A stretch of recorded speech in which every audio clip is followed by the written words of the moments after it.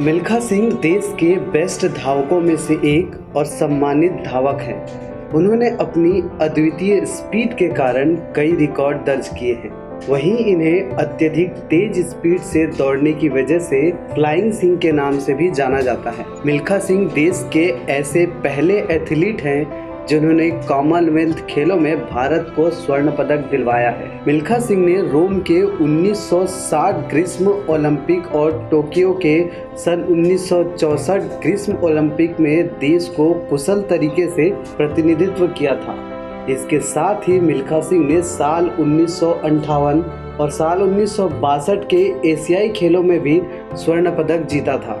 हालांकि साल 1960 में रोम ओलंपिक खेलों में वे पदक हासिल करने में नाकामयाब हुए थे, लेकिन इस दौड़ के दौरान उन्होंने 40 साल का रिकॉर्ड तोड़कर देश का नाम बढ़ाया था। इन खेलों में मिल्खा सिंह जी को महत्वपूर्ण योगदान के लिए उन्हें भारत सरकार द्वारा पद्मश्री अवार्ड से नवाजा गया था। यही नहीं, देश के पहले प्रधानमंत्री जवाहरलाल नेहरू ने मिल्खा सिंह की असाधारण खेल प्रतिभा की प्रशंसा की थी। मिल्खा सिंह का शानदार खेल करियर आज के युवा खिलाड़ियों के लिए प्रेरणादायी है। उनके जीवन से युवाओं के अंदर अपने अच्छा प्रदर्शन करने का जज्बा पैदा होता है। तो आइए जानते हैं मिल्खा सिंह के गौरवपूर्ण जीवन सफर के बारे में। मिल्खा सिंह का जन्म अविभाजित भारत के पंजाब में एक सिख राठौर परिवार में 20 नवंबर साल 1929 को हुआ था, लेकिन कुछ दस्तावेजों के मुताबिक उनका जन्म 17 अक्टूबर सन 1935 को माना जाता है। वे अपने माता पिता की 15 संतानों में से एक थे। उनके कई भाई बहन बचपन में ही गुजर गए थे। भारत के विभाजन के बाद हुई दंगों में मिल्खा सिंह ने अपने माँ बाप को खो दिया। इसके बाद वे शरणार्थी के तौर पर ट्रेन के द्वारा पाकिस्तान से दिल्ली आ गए और दिल्ली में वे अपनी शादीशुदा बहन के घर पर कुछ दिन रहे। कुछ समय शरणार्थी शिविरों में रहने के बाद दिल्ली के शहादरा इलाके की एक पुनर्स्थापित बस्ती में भी उन्होंने कुछ दिन गुजारे। ऐसे भयानक हादसे के बाद उनके हृदय पर गहरा आघात लगा था। अपने भाई मलखान के कहने पर उन्होंने सेना में भर्ती होने का निर्णय लिया और चौथी कोशिश के बाद साल 1951 में सेना में भर्ती हो गए। बचपन में वह घर से स्कूल और स्कूल से घर की 10 किलोमीटर की दूरी दौड़कर पूरी किया करते थे और भर्ती के वक्त क्रॉस एंट्री रेस में 6वें स्थान पर आए थे। इसलिए सेना ने उन्हें खेल कूद में स्पेशल ट्रेनिंग के लिए चुना था। मिल्खा सिंह ने कहा था, आर्मी में उन्हें बहुत से ऐसे लोग भी मिले जिन्हें ओलंपिक क्या होता है ये तक नहीं मालूम था। चंडीगढ़ में मिल्खा सिंह की मुलाकात निर्मल कौर से हुई, जो कि साल 1955 में भारत महिला वॉलीबॉल टीम की कप्तान थी। सन 1962 में दोनों ने शादी कर ली। शादी के बाद 4 बच्चे हुए, जिसमें 3 बेटियां और 1 बेटा है। बेटे का नाम जीवा मिल्खा सिंह है। सन 1999 में उन्होंने 7 साल के एक बेटे को गोद लिया था, जिसका नाम हविलदार विक्रम सिंह था, जो कि टाइगर हिल में युद्ध में शहीद हो गया था। आइए जानते हैं धावक के तौर पर मिल्खा सिंह का करियर कैसा था। सेना में उन्होंने कड़ी मेहनत की और 200 मीटर और 400 मीटर में अपने आप को स्थापित किया और कई प्रतियोगिताओं में सफलता हासिल की। उन्होंने सन 1965 में मेलबर्न ओलंपिक खेलों में 200 और 400 मीटर में भारत का प्रतिनिधित्व किया, पर अंतर्राष्ट्रीय स्तर का अनुभव न होने के कारण सफलता नहीं मिली। लेकिन 40 मीटर प्रतियोगिता के विजेता चार्ल्स के साथ हुई मुलाकात ने उन्हें न सिर्फ प्रेरित किया बल्कि ट्रेनिंग के नए तरीकों से अवगत भी कराया। मिल्खा सिंह ने साल 1957 में 400 मीटर की दौड़ को 5 सेकंड में पूरा करके नया राष्ट्रीय कीर्तिमान बनाया था। साल 1958 में कटक में आयोजित राष्ट्रीय खेलों में उन्होंने 200 मीटर और 400 मीटर प्रतियोगिता में राष्ट्रीय कीर्तिमान स्थापित किया और एशियन खेलों में भी इन दोनों प्रतियोगिताओं में स्वर्ण पदक हासिल किया। साल 1958 में उन्हें एक और महत्वपूर्ण सफलता मिली जब उन्होंने ब्रिटिश राष्ट्रीय मंडल खेलों में 400 मीटर प्रतियोगिता में स्वर्ण पदक हासिल किया। इस प्रकार वह राष्ट्रीय मंडल खेलों में व्यक्तिगत स्पर्धा में स्वर्ण पदक जीतने वाले स्वतंत्र भारत के पहले खिलाड़ी बन गए। साल 1958 में एशियन खेलों में मिल्खा सिंह के बेहतर प्रदर्शन के बाद सेना ने मिल्खा सिंह को जूनियर कमीशन्ड ऑफिसर के तौर पर प्रमोशन कर सम्मानित किया। बाद में उन्हें पंजाब के शिक्षा विभाग में खेल निर्देशक के पद पर नियुक्त किया गया और इस पद पर मिल्खा सिंह साल 1998 में रिटायर हुए। मिल्खा सिंह ने रोम के सन 1960 ग्रीष्म ओलंपिक और टोक्यो के साल 1964 ग्रीष्म ओलंपिक में भारत का प्रतिनिधित्व किया था, जिसके बाद जनरल अयूब खान ने उन्हें उड़न सिंह कहकर पुकारा। उनको उड़न सिंह का उपनाम दिया गया था। आपको बता दें कि साल 1960 के रोम ओलंपिक खेलों में मिल्खा सिंह ने 400 मीटर की दौड़ में 40 सालों के रिकॉर्ड को जरूर तोड़ा था, लेकिन दुर्भाग्यवश वे पदक पाने से वंचित रह गए और उन्हें चौथा स्थान प्राप्त हुआ था। अपनी इस असफलता के बाद मिल्खा सिंह इतने नर्वस हो गए थे, उन्होंने दौड़ से संन्यास लेने का मन बना लिया, लेकिन फिर बाद में दिग्गज एथलीटों द्वारा समझाने के बाद उन्हें मैदान में शानदार वापसी की। साल 1998 में मिल्खा सिंह द्वारा रोम ओलंपिक में बनाए रिकॉर्ड को धावक परमजीत सिंह ने तोड़ा। चलिए जानते हैं मिल्खा सिंह के शानदार रिकॉर्ड्स और उनकी उपलब्धियां।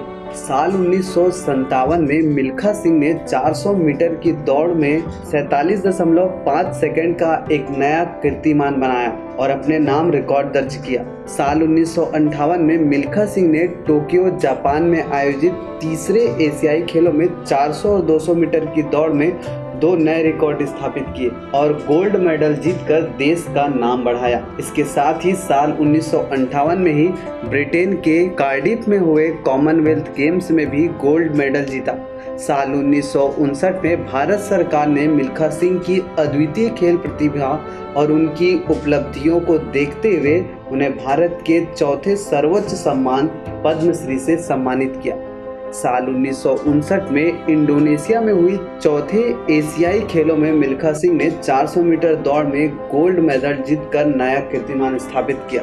साल 1960 में रोम ओलंपिक खेलों में मिल्खा सिंह 400 मीटर की दौड़ का रिकॉर्ड तोड़कर एक राष्ट्रीय कीर्तिमान स्थापित किया। आपको बता दें कि उन्होंने यह रिकॉर्ड 40 साल बाद तोड़ा था। साल 1962 में मिल्खा सिंह ने एशियाई खेलों में गोल्ड मेडल जीतकर एक बार फिर से देश का सिर फख्र से ऊंचा कर दिया। 1 जुलाई 2012 को उन्हें भारत का सबसे सफल धावक माना गया, जिन्होंने ओलंपिक्स खेलों में लगभग 20 पदक अपने नाम किए हैं और अपने आप में ही एक रिकॉर्ड है। मिल्खा सिंह ने अपने जीते गए सभी पदकों को देश के नाम समर्पित कर दिया था। पहले उनके मेडल्स को जवाहरलाल नेहरू स्टेडियम में रखा गया था, लेकिन फिर बाद में पटियाला के एक गेम्स म्यूजियम में मिल्खा सिंह को मिले मेडल्स को ट्रांसफर कर दिया गया। आइए मिल्खा सिंह के बारे में जानते हैं कुछ अनसुनी बातें। भारत पाक विभाजन के समय मिल्खा सिंह ने अपने माता पिता को खो दिया था। उस समय उनकी आयु केवल 12 वर्ष की थी। तभी वे अपनी जिंदगी बचाने के लिए भागे और भारत वापस आ गए।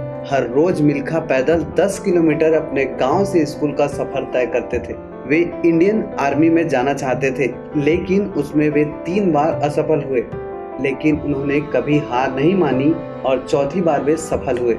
साल 1951 में जब सिकंदराबाद के ईएमई शेल्टर में शामिल हुए, उस दौरान ही उन्हें अपने टैलेंट के बारे में पता चला और वहीं से धावक के रूप में उन्होंने अपना करियर शुरू किया। जब सैनिक अपने दूसरे कामों में व्यस्त होते थे, तब मिल्खा ट्रेन के साथ दौड़ लगाते थे। अभ्यास करते समय कई बार उनका खून तक बह जाता था, बल्कि कई बार तो उनसे सांसें भी नहीं ली जाती थी, लेकिन फिर भी वे अपने अभ्यास को कभी नहीं छोड़ते। वे दिन रात लगातार अभ्यास करते रहते थे। उनका ऐसा मानना था कि अभ्यास करते रहने से ही इंसान परफेक्ट बनता है। उनकी सबसे प्रतिस्पर्धी रेस क्रॉस एंट्री रेस रही, जहां 500 धावकों में से मिल्खा 6वें नंबर पर रहे। साल 1958 के ही एशियाई खेलों में उन्होंने 200 मीटर और 400 मीटर दोनों में ही क्रमशः 6 सेकेंड और 47 सेकंड का समय लेते हुए स्वर्ण पदक जीता। साल 1958 के कॉमनवेल्थ खेलों में उन्होंने 400 मीटर रेस 16 सेकंड में पूरी करते हुए गोल्ड मेडल जीता था। उन्होंने 400 मीटर रेस 16 सेकंड में पूरी करते हुए गोल्ड मेडल जीता था। उस समय आजाद भारत में कॉमनवेल्थ खेलों में भारत को स्वर्ण पदक जिताने वाले वे पहले भारतीय थे। साल 1958 में एशियाई खेलों में भारी सफलता हासिल करने के बाद उन्हें आर्मी ने जूनियर कमिश्नर का पद दिया था। साल 1960 के रोम ओलंपिक के दौरान वे काफी प्रसिद्ध थे। उनकी प्रसिद्धि का प्रमुख कारण उनकी टोपी थी। इससे पहले रोम में उनकी किसी एथलीट को इस तरह की टोपी में नहीं देखा गया था। लोग अचंभित थे कि मिल्खा सिंह टोपी पहनकर इतनी तेज कैसे भाग सकते हैं। साल 1962 में मिल्खा सिंह ने अब्दुल खालिक को पराजित किया, जो पाकिस्तान के सबसे तेज धावक थे। उसी समय पाकिस्तानी जनरल अयूब खान ने उन्हें उड़न सिंह का शीर्षक दिया। साल 1999 में मिल्खा सिंह ने 7 साल के बहादुर लड़के हविलदार सिंह को गोद लिया था, जो कारगिल युद्ध के दौरान टाइगर हिल पर मारा गया था। उन्होंने अपनी जीवनी मेहरा को बेची, जो भाग मिल्खा भाग के प्रोड्यूसर और डायरेक्टर हैं। अपनी जीवनी उन्होंने केवल 1 रुपए में ही बेची। मिल्खा सिंह ने यह दावा किया है कि उन्होंने साल 1968 से कोई फिल्म नहीं देखी है, लेकिन भाग मिल्खा भाग देखने के बाद उनकी आंखों से आंसू आ गए थे और वे फरहान अख्तर के अभिनय से काफी खुश हुए थे। साल 2001 में मिल्खा सिंह ने ये कहते हुए अर्जुन पुरस्कार को लेने से इनकार कर दिया था कि वह उन्हें 40 साल देरी से दिया गया। एक बार बिना टिकट ट्रेन में यात्रा करते समय उन्हें पकड़ लिया गया था और जेल में डाल दिया गया था। उन्हें तभी जमानत मिली थी जब उनकी बहन ने उनके बेल के लिए अपने गहने तक बेच दिए थे। भारत के महान एथलीट मिल्खा सिंह ने अपनी बेटी सोनिया सवलका के साथ मिलकर अपनी biography the race of my life लिखी थी। मिल्खा सिंह की इस किताब से प्रभावित होकर बॉलीवुड के प्रसिद्ध निर्देशक राकेश ओम प्रकाश मेहरा ने उनके प्रेरणादायी जीवन पर एक फिल्म बनाई थी, जिसका नाम भाग मिल्खा भाग था।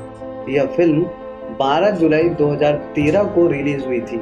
फिल्म में मिल्खा सिंह का किरदार फिल्म जगत के मशहूर अभिनेता फरहान अख्तर ने निभाया था।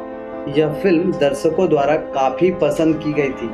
इस फिल्म को 2014 में बेस्ट एंटरटेनमेंट फिल्म का पुरस्कार भी मिला था।